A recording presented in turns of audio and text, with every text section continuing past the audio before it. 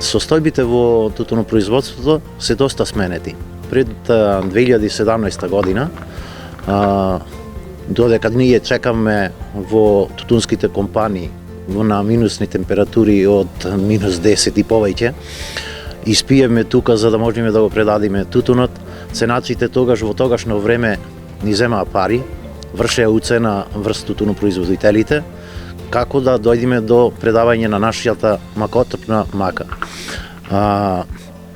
Во сегашно време, или така речено во ланската година, тутунот доде во подобра ситуација и се откупе во подбрза постапка, под добри услови.